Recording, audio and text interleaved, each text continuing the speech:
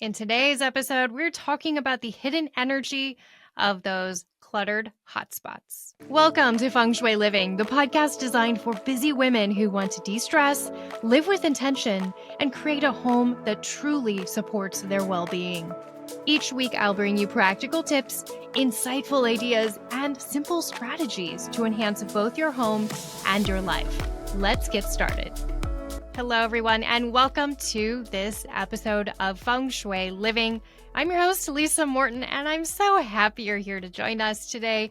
This is going a little deeper on an episode which is probably one of the most popular episodes of the podcast, and I recorded it and released it last spring. I want to say May, and that episode was titled When Clutter Speaks. We went really deep into clutter. And this is going to kind of tie into that. So if you missed listening to When Clutter Speaks, go listen to it and then come back and enjoy this one. Clutter is so important. And it's important that we address it. Before we get into that, I wanted to share that I have Intro to Feng Shui class happening very soon. It's kicking off in October, and it is all kinds of information about Feng Shui, what it is, where it came from, how to even start. So if you've been curious and want to explore your home a little deeper, join me for this class. It is a 4-week live online class. So let's get into clutter and discovering your own clutter corner, because we all have them. You know, I know a lot of people think I'm the clutter lady. I'm going to make them declutter their entire home. And no, I'm not. I'm not going to force you to do anything. I might open your eyes to look at that clutter and see how it might be affecting your life. Also, I like to have people explore if there's one particular piece versus just clutter everywhere. Because I'm human. I have clutter in my own house. I have some piles I need to continually work on and address and explore maybe why those piles keep happening there. And so I encourage people to don't feel overwhelmed that you have to declutter everything. Focus on one thing that's standing in your way. Because if you can remove that one thing, that might be more powerful than clearing a cluttered corner in the other side of the room, right? So it's being very intentional and looking at that clutter and how it's affecting us. So clutter isn't just a mess. We know that. It's energy that keeps you stuck, that keeps you stagnant. Clutter affects us emotionally, mentally, and even physically. If there's clutter and we can't move throughout a space. And then there's a whole nother layer of the energy. If it's cluttered and you can't move throughout your space easily, energy won't be able to flow through either. Some examples of the symbolism with clutter might be a cluttered desk. Now, before we say I have a cluttered desk, I get really messy. The key is cleaning it up. An ongoing cluttered desk could equal scattered thoughts. Now, I know if I'm feeling overwhelmed some afternoon and I'm going everywhere, I know that's my cue to take 10 minutes and tidy up my desk. I literally have a little picture in the corner of my office that says tidy desk, tidy mind, because I truly believe in this. You know, an overstuffed closet might symbolize decision fatigue. Do you walk in there every morning and you're just like, oh, what do I even wear? Where do I go? What do we start with? Now, I have big time decluttered and minimized my closet majorly the last few years. And I have to say, that has been one thing in my life. It's really been huge. Instead of going to my closet in the morning and thinking, what am I going to wear? Or digging through hangers to find that one shirt that I want to wear. Instead, I have that favorite piece front and center right there. It's easy to see. I'm a big fan of minimizing your closet. So let's get into these top clutter hotspots. Kitchen counters. They collect things. They collect everything sometimes.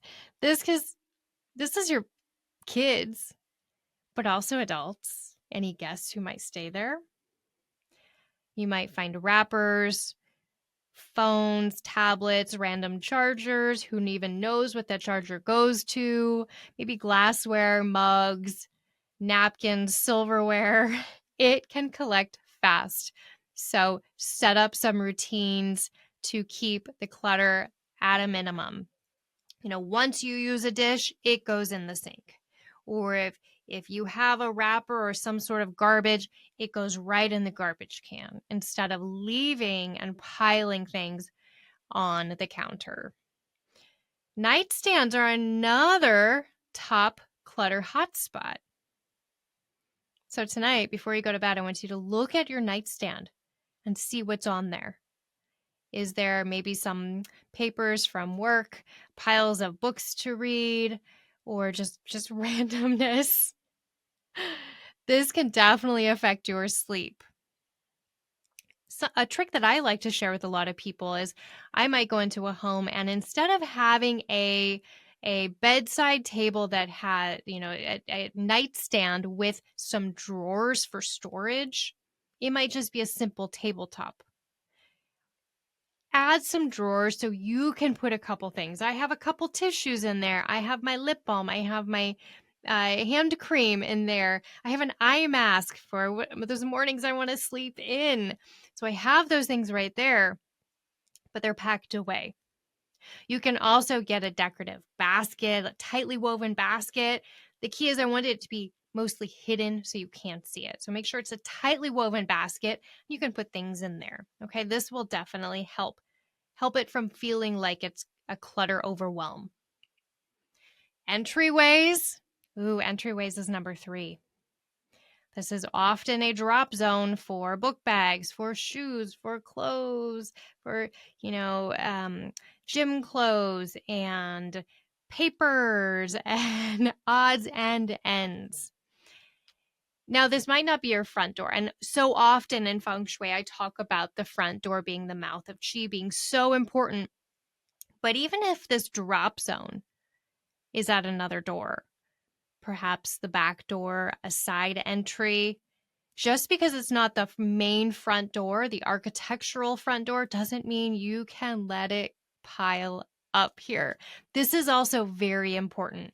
In Feng Shui, we call these side doors and windows the eyes and ears. And we need to be mindful that these back doors and side doors, this is also how we release things no longer serving us. So if there's clutter in the way, you're not going to be able to release that energy.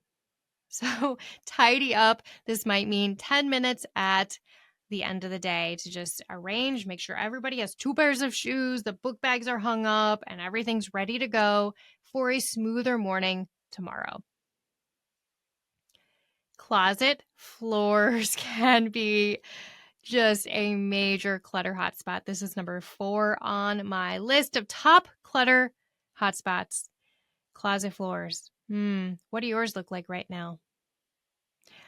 I found huge success for myself, and I recommend this to clients now.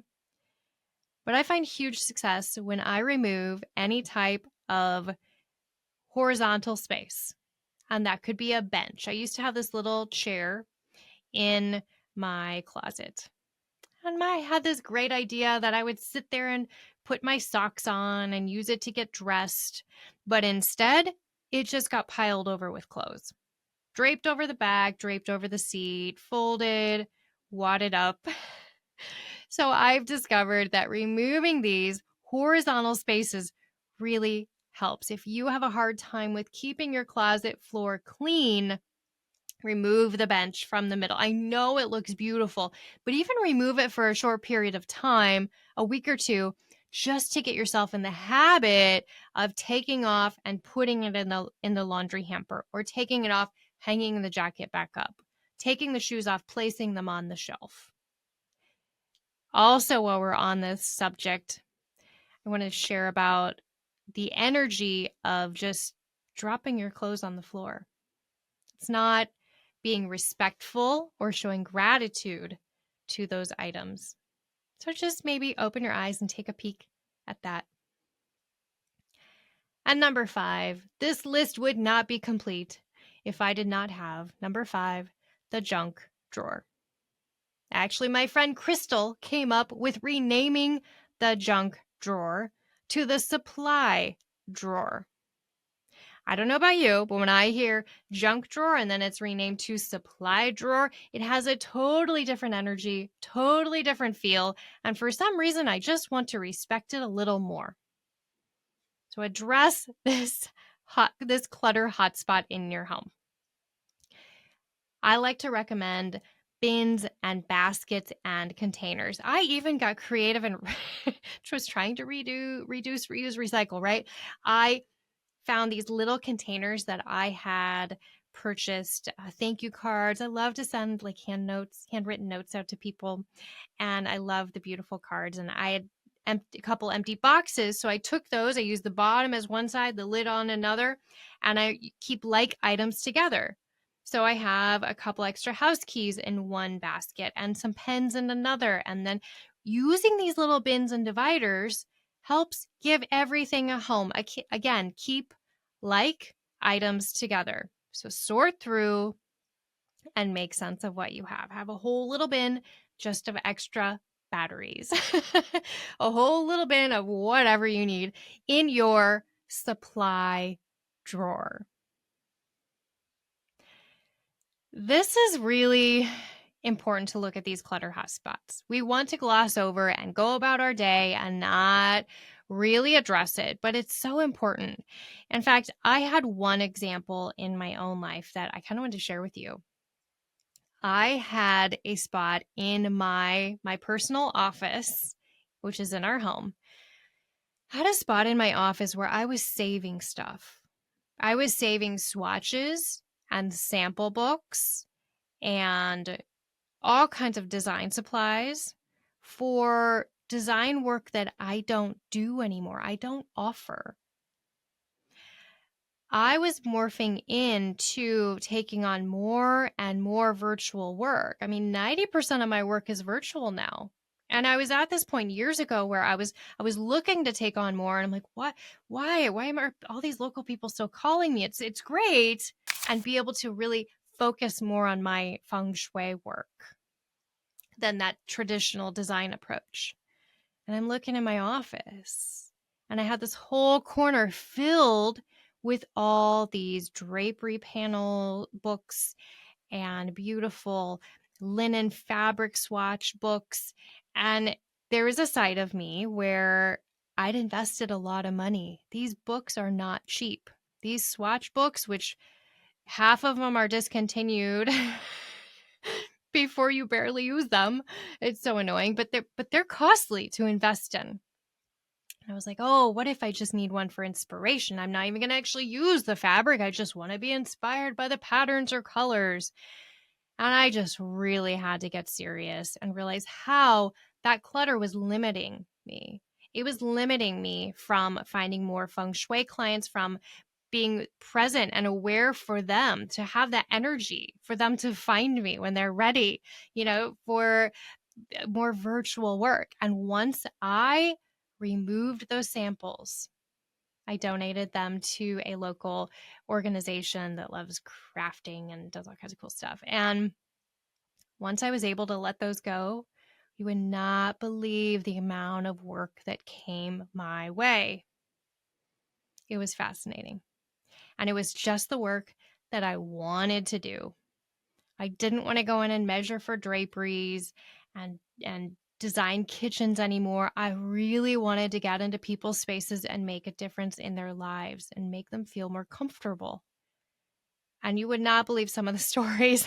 I've written a lot of the stories actually down. It's in my book that's coming out this fall.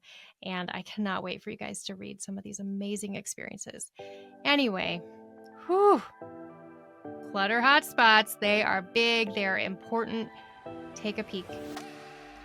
If you have a cluttered hotspot, know that I'm here to support you. And if you have a really cool before-after moment, let me know. Snap some photos and tag me at Feng Shui Living Podcast. Let me know how you're doing. All right, friends. I'll see you at the next episode. Special thanks to our sponsor, Elevated Living School of Holistic Design and Feng Shui. For more information, head over to the show notes. If you enjoyed this episode, be sure to subscribe, give us a 5-star review, and share this episode with a friend. We'll see you next time.